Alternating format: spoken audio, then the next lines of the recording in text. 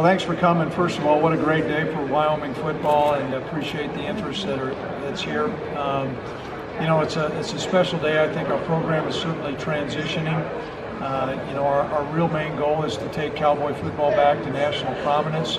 There's different building blocks that come with that. Certainly our seniors did a great job today, and I was really proud of Josh Allen. I thought, you know, he's come in and he's handled, you know, all the extra attention, and you know, I think he's getting better. The ball came out of his hand really well today, and I think the sky's the limit for him, as well as some of our other seniors. So we're really excited. I want to say thanks for the exposure, and at this time I'll open up any questions anybody might have.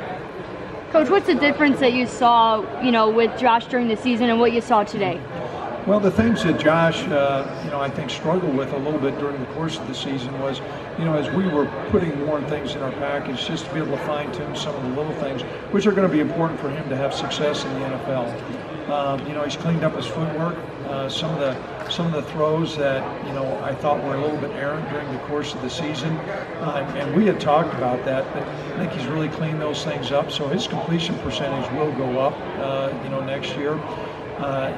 You know, the thing that hadn't changed is his ability to throw the ball a country mile, and that's always going to be important. And I think, you know, he's continued to mature, and he's got a big stage, but he's going to handle it well. How beneficial is it to work with a guy like Jordan Palmer?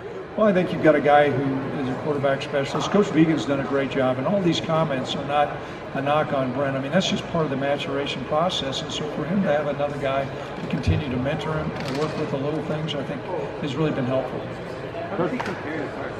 Well, if I had a quarter for every time somebody asked that, I'd be a rich guy.